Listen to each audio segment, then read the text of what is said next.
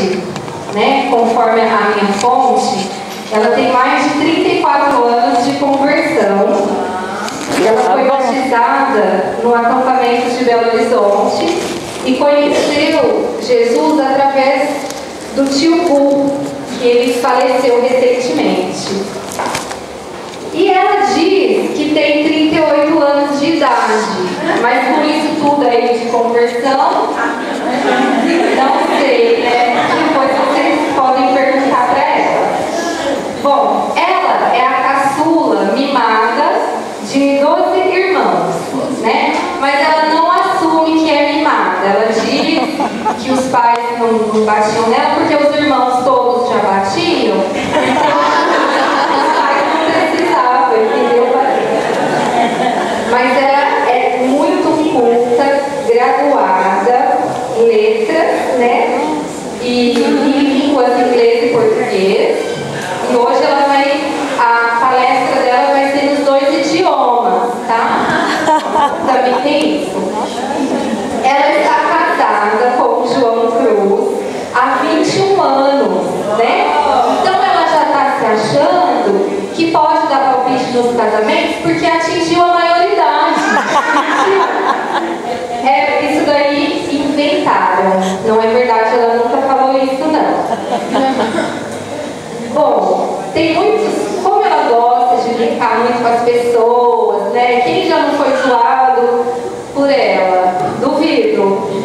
Então, quando ela foi casar, o casamento do civil, ela inventou moda de um dia sair para aproveitar umas promoções e tal. E aí ela se empolgou e quase que o João tinha que casar lá sozinho, porque ela não chegava. Engraçado que ela fez isso com a gente hoje, né? Ela falou, olha, eu vou pro café da manhã. Puxa vida. Mas ela não falou que era o café da manhã do dia 20. Pode ser de amanhã, né?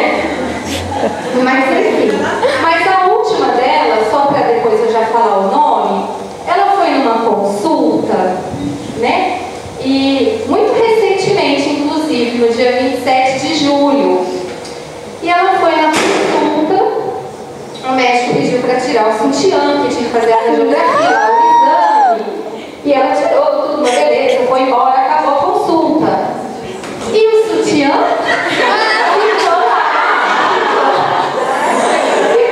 ela esqueceu no consultório, assim, né? Esqueceu. Não precisa, ficou o dia inteiro sem. Essa é a nossa querida Teca. E essa informação foi do marido. Tinha que ser, né?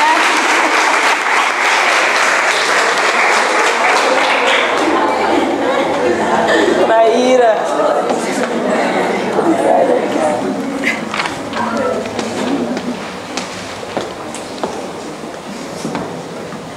Bom, tudo isso era um segredo que agora já está revelado.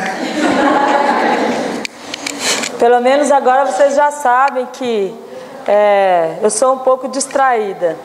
Na verdade, essa do sutiã me pegou de verdade. Eu não esperava que... Eu só descobri quando eu me aproximei do meu marido. Ele não sabe, mas ele foi o único que descobriu que eu estava sem sutiã. Então, bom, o tema dessa conferência, vocês sabem, né? Uma mulher, uma vida com propósito. E eu tinha o propósito de chegar hoje bem mais cedo.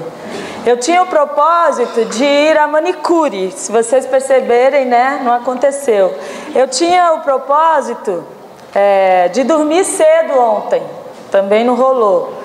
E eu não sabia que hoje em São Paulo estaria chovendo tanto, né? Um temporal enorme. Então, para vocês perceberem que nem sempre o nosso propósito é o propósito de Deus, né? Então, claro que às vezes alguém como eu pode contribuir bastante para que esse propósito não seja atingido, né? Mas eu tinha um propósito diferente hoje de manhã. Eu peço perdão a vocês pelo atraso e eu queria pedir para que vocês me acompanhassem numa oração antes da gente começar. Nosso Deus, nosso Pai, Deus glorioso, Pai bendito, eu agradeço ao Senhor, ó Pai, porque o Senhor nos trouxe, Pai, em segurança, tantas irmãs de outros lugares, e o Senhor nos trouxe também de São Paulo em segurança, Senhor. Eu agradeço, ó Pai, pelo propósito que essa congregação tem, ó Deus, de edificar, ó Pai, as irmãs da região, ó Pai. Que Teu Espírito Santo nos conceda, ó Pai, o crescimento espiritual de que nós necessitamos. Que nós possamos caber, ó Deus, dentro dos Seus propósitos, ó Pai. Que o Senhor nos use a cada dia para fazer a Tua vontade. É em nome de Cristo Jesus que eu oro ao Senhor e agradeço. Amém. Bom, eu queria dizer sobre algo que eu lamento de fato não ter estado hoje de manhã. Foi ter perdido a palestra da Cássia, né? Que eu tenho certeza que seria um testemunho de grande valor para todos nós, mas eu infelizmente perdi. Ela vai ter que repetir para mim depois, né? Mas quem conhece a Cássia, eu acho que dispensa realmente palavras. A vida dela já é um grande testemunho, né? Então, ela não precisa se preocupar com a tecnologia que falhou nem nada, porque eu acho que a gente tem testemunhado o propósito de Deus na vida dela. E eu agradeço a Deus por fazer parte disso, né? Por acompanhar e crescer junto com ela dentro de toda essa maratona que ela viveu e que, por causa do propósito de Deus, saiu vitoriosa. Bom, o que você tem em suas mãos? Olha para suas mãos. O que você tem nas mãos? Nada? Dinheiro? Ah, dedo. Pode ser. Eu estou vendo gente com aliança, né? Eu estou vendo gente sem aliança, caneta, a Bíblia, folha. Bom, Deus quer usar você com aquilo que você tem nas suas mãos. Ele quer usar cada uma de nós para cumprir os seus propósitos. Jesus Cristo foi dilacerado. Ele foi moído de dor, ele foi chicoteado, sofreu humilhações, palavras injustas, foi ultrajado, porque Deus tinha um propósito na sua vida e Ele cumpriu cada um deles. E com Jesus, Deus não cumpriu apenas o seu propósito na vida de Jesus, mas por causa disso, Ele queria cumprir o seu propósito em nós. O que a gente tem nas mãos?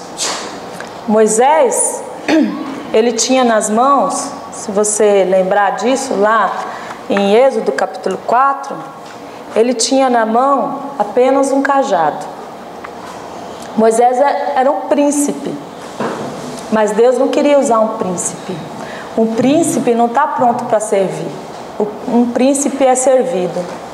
Mas quando Moisés se tornou um pastor, Deus aí cumpriu o seu propósito na vida dele. Ele se tornou o libertador do povo de Deus. O que Moisés tinha nas mãos? Apenas um cajado. E por causa desse cajado, nós presenciamos, testemunhamos, através da palavra de Deus, 10 pragas lá no Egito e a fuga do Egito por meio do Mar Vermelho. Era tudo que Moisés tinha nas mãos.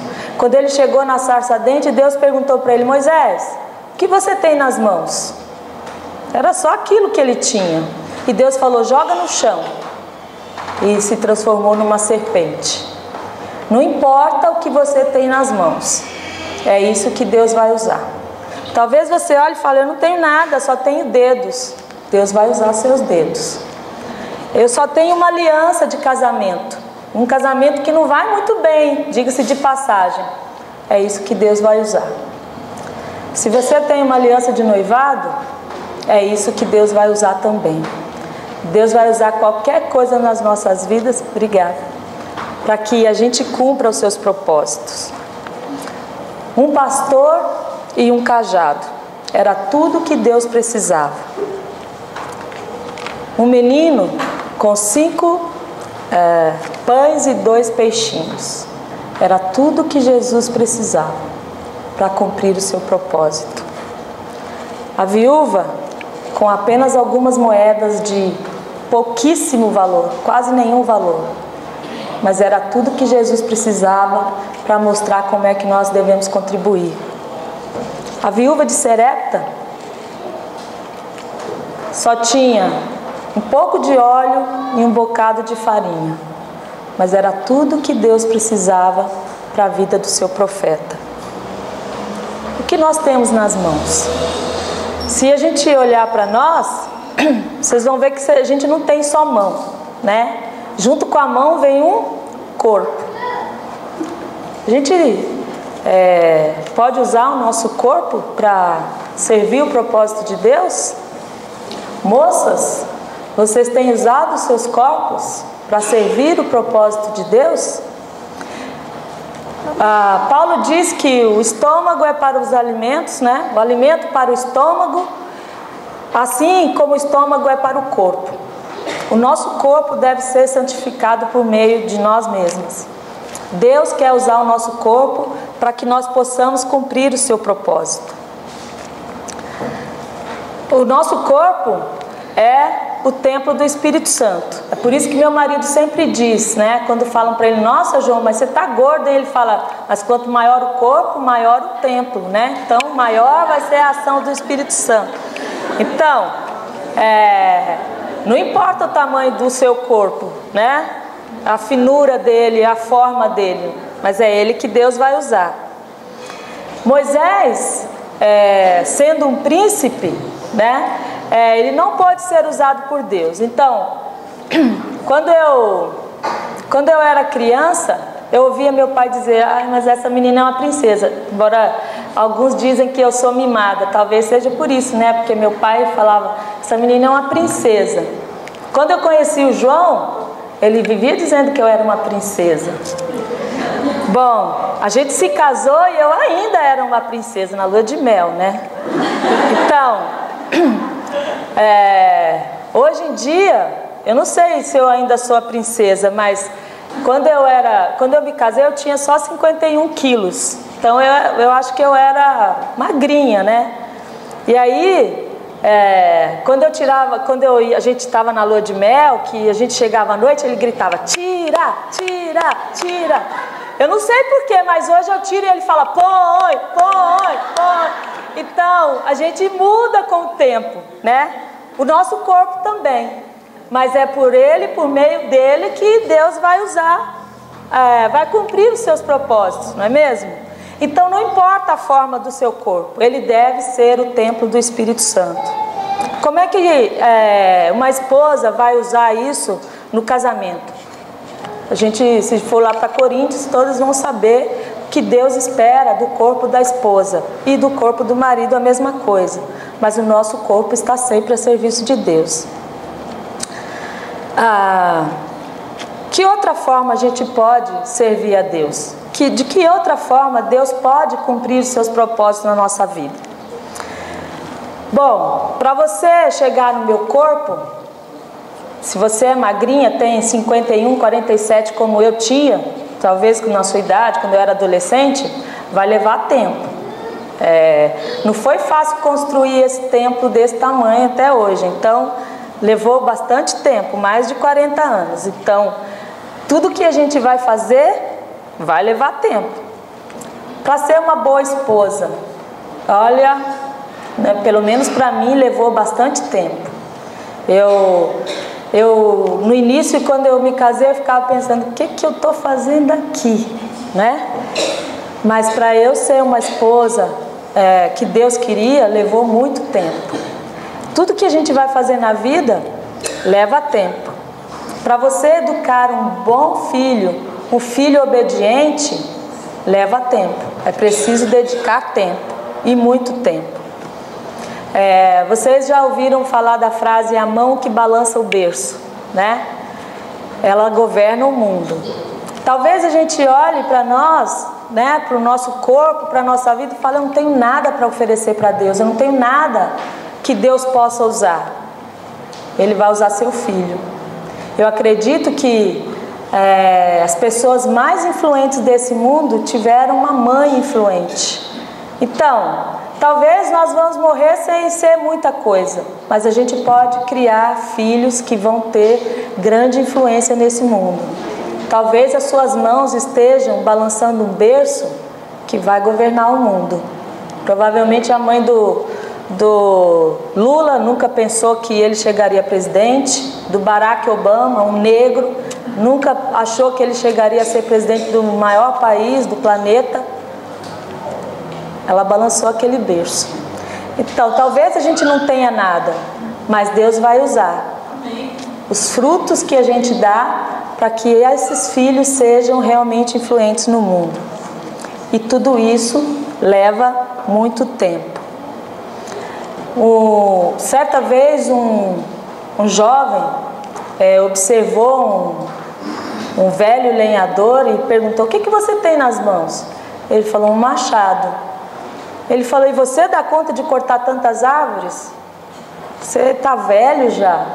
Ele falou, é o meu trabalho, é isso que eu faço. Bom, aquele jovem ficou tão intrigado com a disposição daquele velho lenhador que ele propôs um desafio. Ele falou, olha, eu sou forte, robusto e vou mostrar para você que um jovem, ele tem muito mais força do que um velho. Ele falou, tudo bem. Então, enquanto o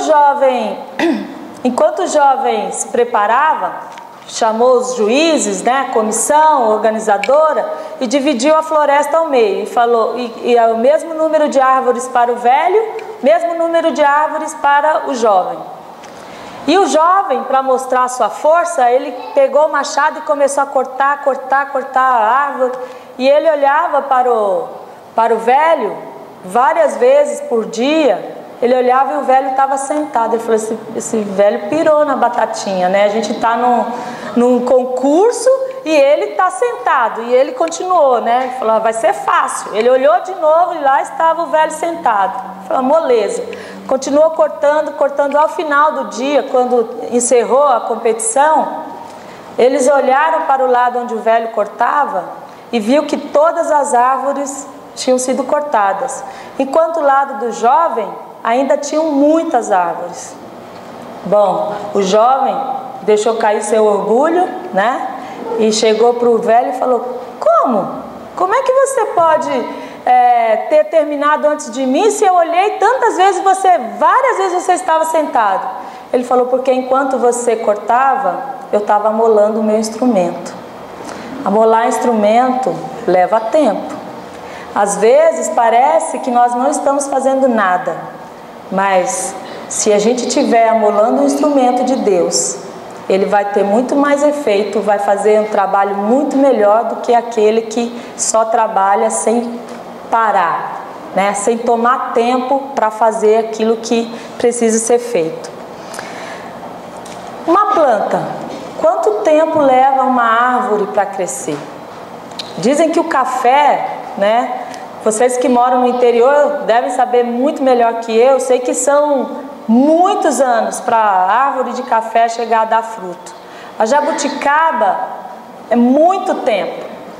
Bom, eu queria saber por que às vezes a gente tem tanta pressa, né, em fazer as coisas, em crescer, por exemplo.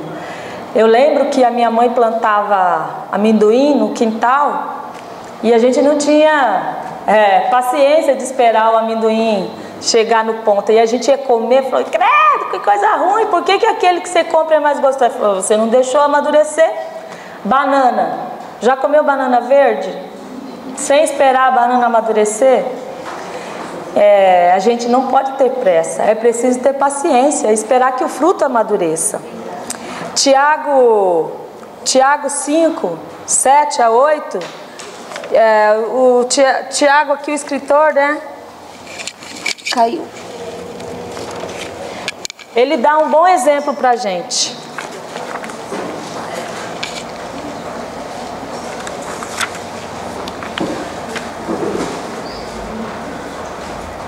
Ele diz: sede, pois, irmãos, pacientes até a vinda do Senhor. Eis que o lavrador aguarda com paciência o precioso fruto da terra, até receber as primeiras e as últimas chuvas. Sede vós também pacientes e fortalecei o vosso coração, pois a vinda do Senhor está próxima. Nós precisamos ter paciência. Crescer leva tempo. Quando você planta uma árvore, você precisa regar, e se você quer que ela dê frutos, precisa cortar, precisa podar. E às vezes isso causa muita dor. Então, eu me lembrei de uma ilustração que eu ouvi, que tinha uma árvore chorando, e o anjo de Deus passando e falou: por que você está chorando? Ela falou: por quê? Porque está chegando a época da primavera, e logo minhas folhas vão crescer e os frutos vão amadurecer, e as pessoas passam aqui e começam a jogar pedras e paus, e essa árvore aí do lado, ela não sofre nada disso, só eu. E o anjo falou para ela: pobre árvore, você não sabia que as árvores que dão frutos são as que levam mais pedradas? São as que levam mais pauladas? Quem não dá fruto não sofre. Quem não dá fruto não tem dor. Mas as pessoas que frutificam, as árvores que frutificam, são essas as que sofrem mais. Para dar frutos leva tempo. O bebê, para nascer, leva muito tempo. Você já viu o que acontece com o bebê quando nasce fora do tempo? Ele tem que ficar na incubadora, isso se ele não morrer, né? Ele tem que ficar na incubadora esperando o pulmão, os membros, né, os órgãos internos amadurecerem, especialmente o pulmão. Nenhuma criança pode nascer antes do tempo, ou não deveria, né? Acontece. Mas se ela nasce antes do tempo, ela vai sofrer mais. Então, uma coisa que a gente precisa saber é que a gente não pode achar que tem atalho para chegar ao crescimento, a chegar ao caráter de Cristo, né? Não existe atalho. Tem a estrada e nós precisamos percorrê-la até o final. Não dá para fazer atalho. Gálatas 4,19...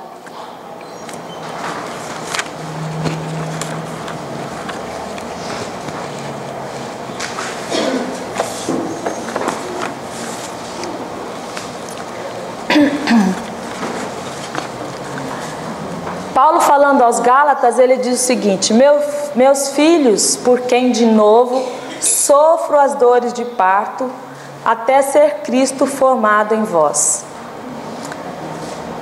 Quando o bebê nasce, ele também nasce por meio de dor. Além da mãe ter esperado muito tempo, ela vai sofrer muita dor. Mas quando nossas vidas estão nas mãos de Deus, quando nós cumprimos, estamos a serviço do Senhor, essa dor leva à formação de Cristo em nós.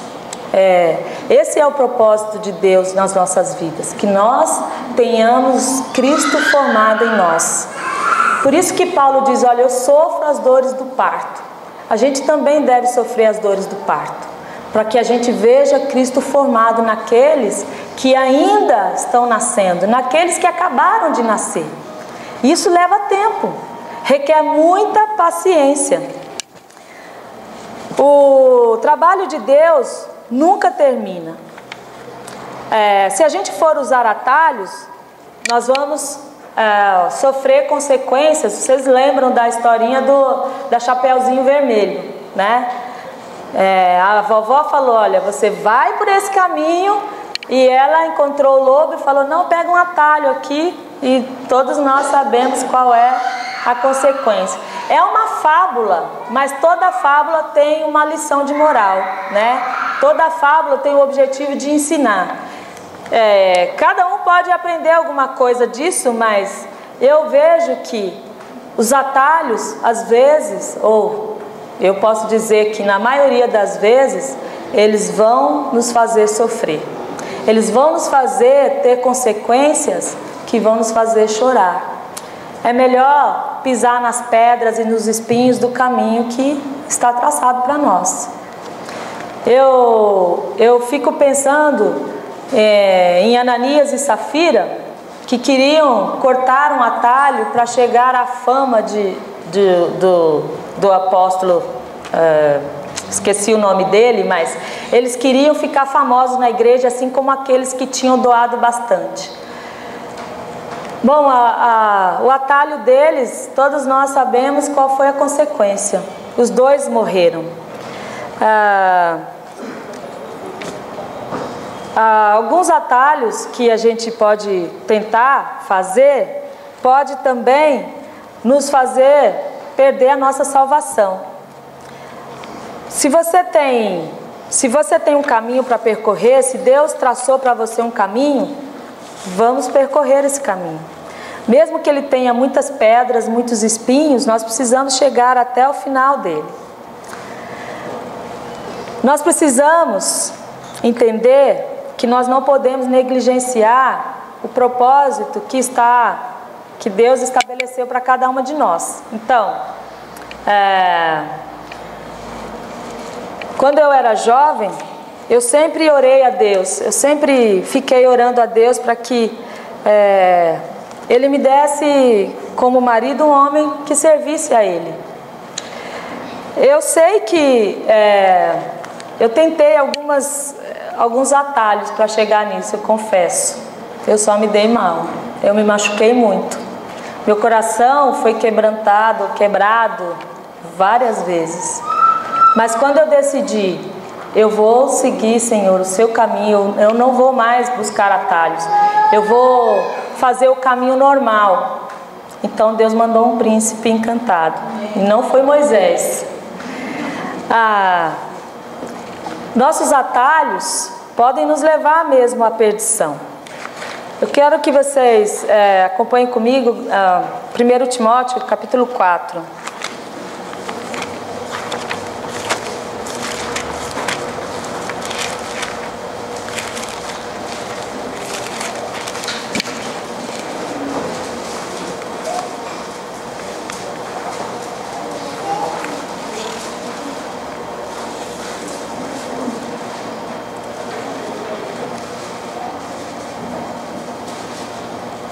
Versículos 15 e 16.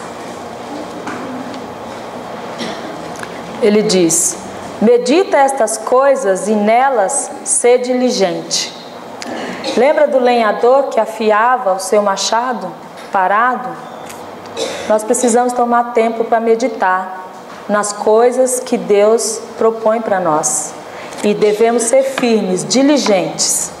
Nós precisamos nos esforçar para cumprir o propósito de Deus. Para que o teu progresso, ele continua, para que o teu progresso a todos seja manifesto. Quando nós meditamos na palavra de Deus, quando nós meditamos no propósito de Deus para nossas vidas, as pessoas vão saber e vão observar que nós estamos progredindo. Nós precisamos parar para amolar os nossos instrumentos. Ter cuidado de nós mesmas e preservar a nossa identidade. Quem sou eu? Essa é uma forma de você encontrar o seu propósito. Para onde eu vou? De onde eu vim? Essa é a pergunta que o mundo se faz.